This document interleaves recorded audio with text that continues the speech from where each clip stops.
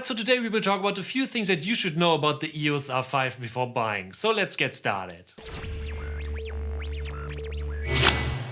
Okay, so I used the Canon EOS R5 for a while now, and so I thought let's talk about a few things that you should know before buying this camera. But before we get into that, if you're interested in my photography review of the R5, check out the link down in the first comment. That's everything you need to know about the R5 if you're a photographer, so definitely check out this link. But now let's get straight into today's topic, and the first aspect we need to talk about is the adapter and lenses. In case if you don't know that, if you use a RF mount camera, there's an official adapter from Canon that you can use your old EF lenses like the 70-200 2.8 IS2 with your R-mount system, and yes, it works without any problems. So yeah, especially if you want to upgrade to the RF mount, this is extremely helpful because you don't have to spend all your money on new lenses just because you switch mounts. But the downside is that Canon decided to not include the adapter in the box of the R5. In contrast to that, if you would buy the EOS R, you would get the adapter. So yeah, in the end, that's something I don't really understand why they don't include that in the box, because it's really helpful. But currently here in Germany at least, there's a cashback thing going on for all the people who bought the R5 or R6,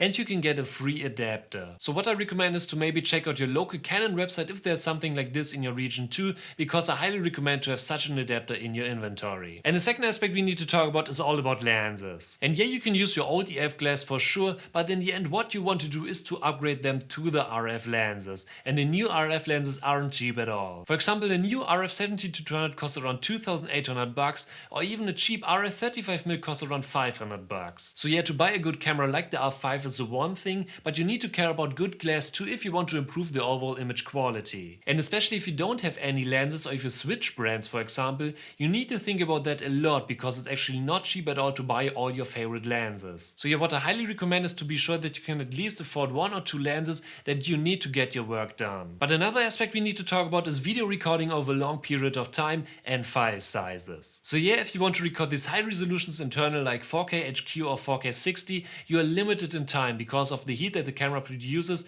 and file sizes. But for these kind of videos there seems to be a solution to fix the overall overheating issue if you need to record 4K HQ or 4K 60 over a long period of time. The YouTuber NoLife said that you can use an external recorder like the Ninja 5 to avoid that by simply removing the cards from the card slot of the R5 and maybe use a dummy battery to get the most record time. He managed to record with the R5 and the Ninja 5 for around 4 hours plus, and that's more than enough if you want to record over a long period of time. And of course I will link his channel down in the description, so if you're interested in that, definitely check that out. But in the end, the Ninja 5 is another big amount of money that you maybe have to invest if you need these top-notch resolutions for long shooting sessions. But for all kind of other resolutions like standard 4K, there aren't any problems if you want to record them internal, it's just about these high resolutions. But yeah, the next aspect we need to talk about if you want to record internal are CF Express cards. And yes, the R5 got a dual card slot, but it's one SD card and one CF Express card, and CF Express cards aren't cheap at all. Especially if you want to record a lot of 4K HQ, 4K 120 or even 8K stuff internal,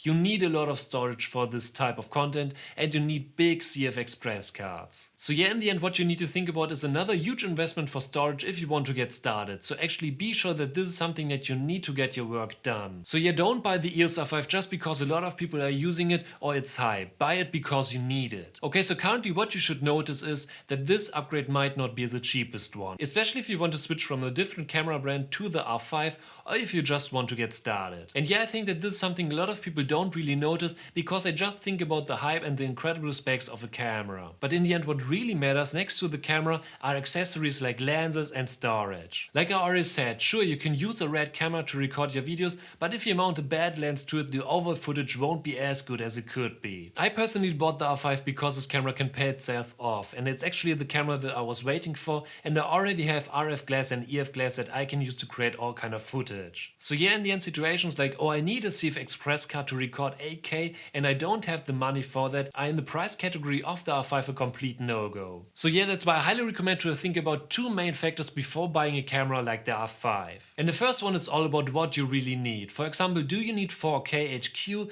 8K or all kind of high-end video recording features? Maybe you're a photographer and you don't really need that. Actually think about what you want to do with this camera. And the second factor is all about how much money can you spend on the camera plus accessories like lenses and storage. The amount of money that you have to spend for all kind of stuff shouldn't be a surprise for you when the camera arrives. So actually make a list with all the things that you need and then decide if your budget is high enough to actually get the camera. And yeah, exactly, that's why these two factors are the most important things you need to care about before buying the R5 and all kind of other cameras that are out in the market. This is fully up to you and no one can answer these questions for you because no one knows what you want to do and how big your budget is. So yeah, but what do you think about the R5? Please let me know that in the comments. Thank you for watching, I hope you enjoyed this video, and if you're new here, don't forget to smash that subscribe button to stay updated for our upcoming videos, and I'll see you in the next video.